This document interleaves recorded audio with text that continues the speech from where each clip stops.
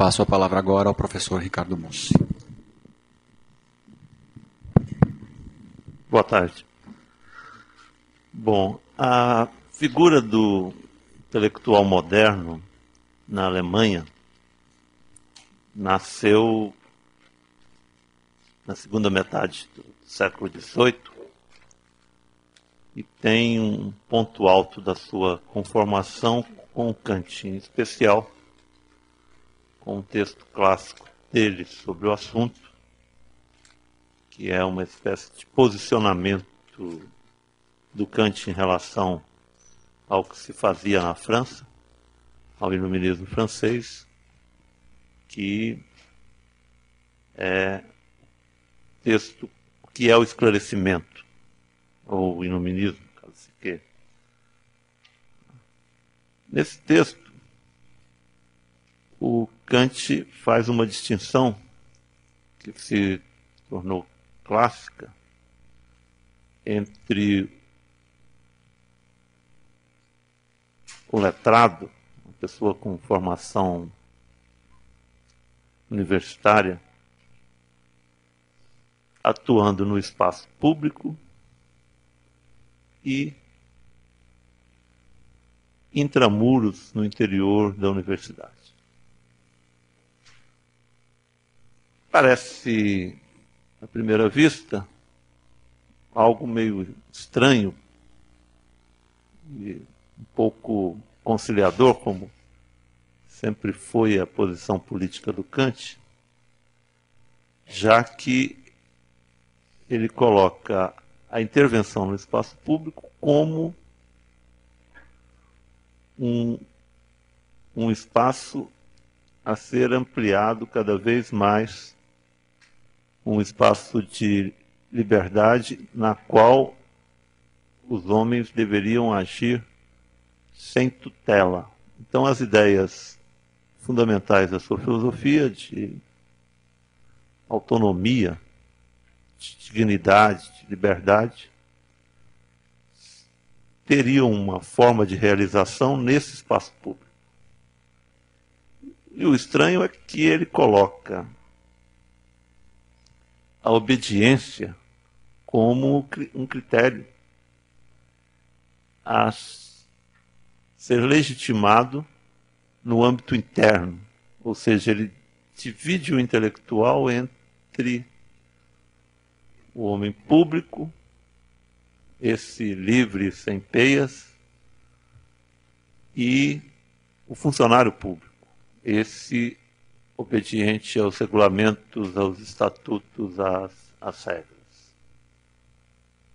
Isso nos parece hoje um tanto quanto estranho, mas, de certo modo, se deixarmos de lado esse tom quase administrativo, ele tem um alcance maior do que imaginamos à primeira vista, posto que ele designa aí duas formas de inserção do intelectual.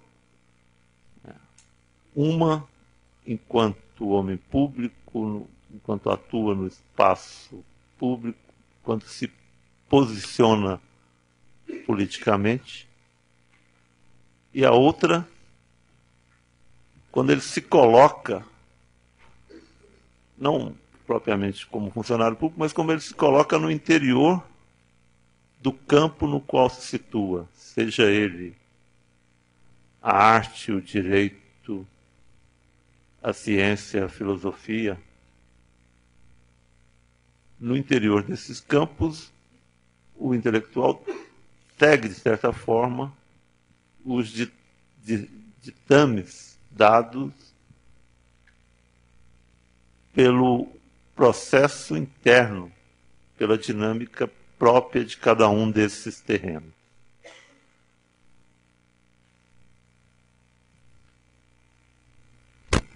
Esse modelo nós podemos reencontrá-lo, de certa forma, na distinção que o Weber fez entre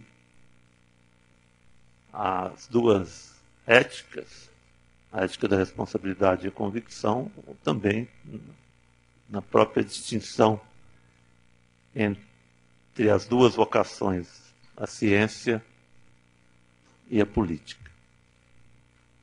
Só para termos uma ideia de como esse modelo kantiano foi reformulado e readaptado no decorrer do tempo. Mas a partir dos anos 1830, há uma espécie de ampliação do iluminismo alemão com a entrada em cena dos jovens hegelianos de esquerda, que reivindicavam parte do legado do Hegel, mas, sobretudo, o teor negativo do método e a capacidade crítica, e voltaram essa crítica, sobretudo, para a religião, em certa medida, também para o Estado. Seus alvos era a manutenção da monarquia na Alemanha.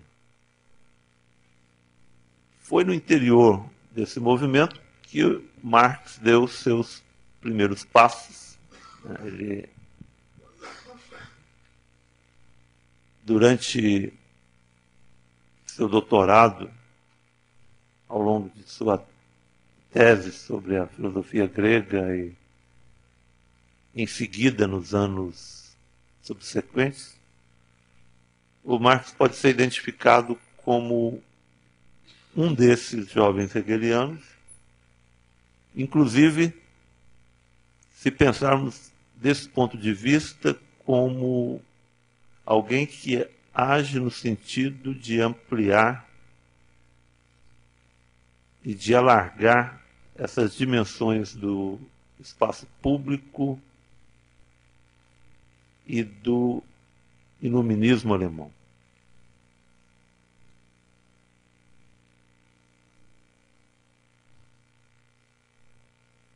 Um sintoma disso, desse alargamento, é que a separação kantiana se torna um de seus alvos, ou um dos alvos dos jovens hegelianos. Eles queriam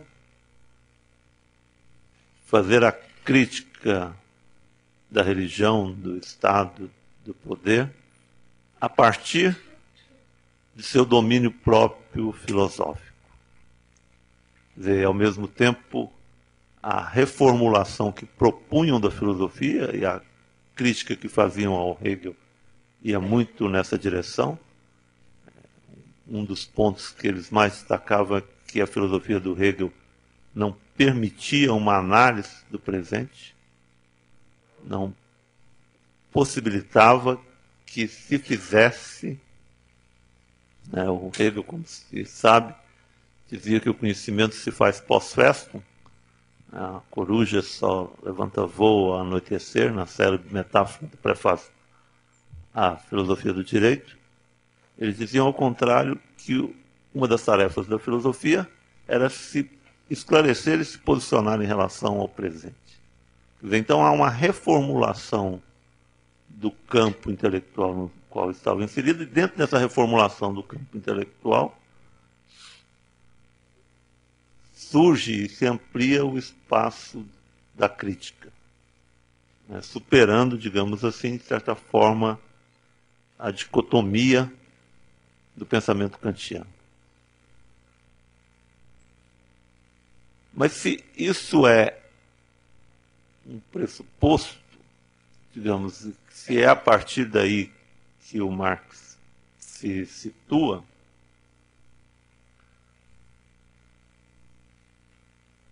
o que aconteceu a partir de 1843, entre 1843 e 1846, é decisivo para entendermos essa figura do intelectual revolucionário. Nos primeiros anos, nos seus primeiros textos, o Marx faz um acerto de contas com a filosofia do Hegel. Crítica da filosofia do direito do Hegel, introdução à crítica da filosofia do direito do Hegel. Mas em seguida ele se volta para um acerto de contas com os próprios jovens hegelianos. A Sagrada Família e o manuscrito que permaneceu inédito, a ideologia alemã. Nesses dois livros, sobretudo, o Marx se afasta e se distingue dos jovens hegelianos na medida em que, atendo aqui ao nosso tema,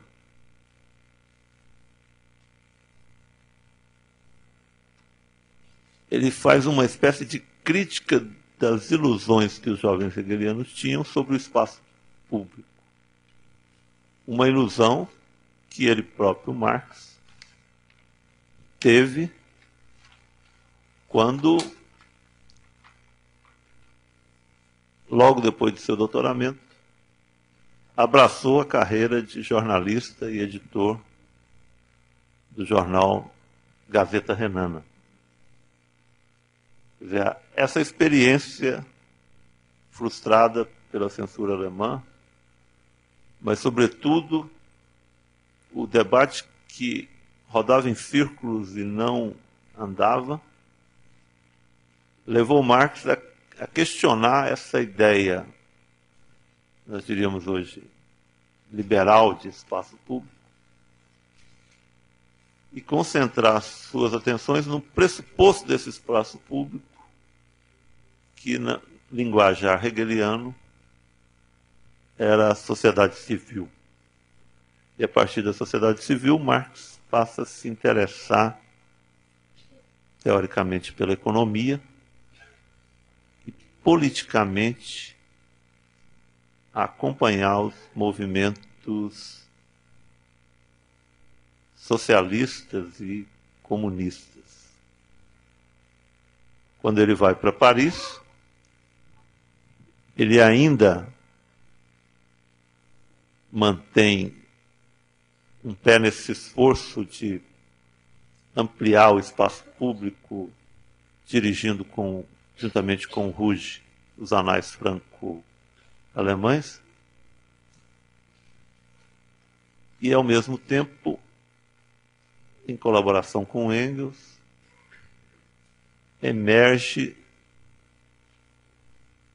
submerge nos estudos de economia política e nos debates franceses sobre o comunismo, do qual um ponto alto será a réplica do livro do Proudhon, que o Marx chamou de Miséria da Filosofia.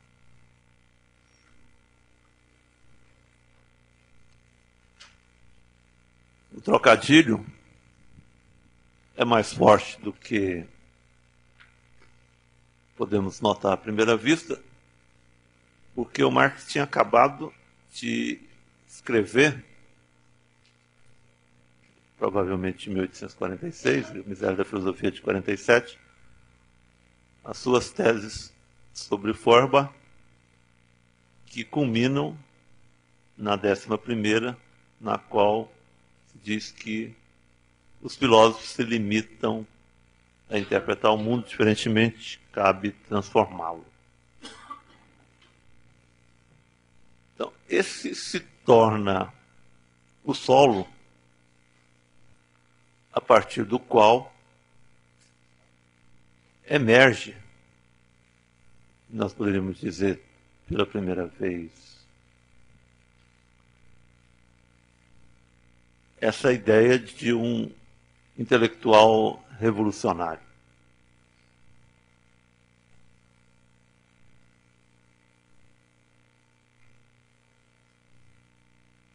Esse solo é constituído, de um lado, por essa superação, que é ao mesmo tempo conservação e negação da filosofia, mas também por esse movimento de repúdio da fraseologia, da discussão meramente retórica, do palavreado que ocupa o debate público. Então nós podemos dizer que entre 46 e 47 o Marx tinha já uma ideia de que era preciso transitar da condição de um intelectual universitário, de um intelectual público, para uma situação de intelectual revolucionário. Seus esforços nesse sentido passam, então, não só por uma reformulação da teoria, mas por uma adesão prática ao movimento operário, então emergente em toda a Europa. E tem seu ponto culminante no Manifesto do Partido Comunista, que constitui exatamente um ponto onde convergem a teoria e a prática, que permitem pensar em seu patamar superior, em seu estado puro, essa figura do intelectual revolucionário. Isso fica patente se pensarmos que o manifesto é, ao mesmo tempo,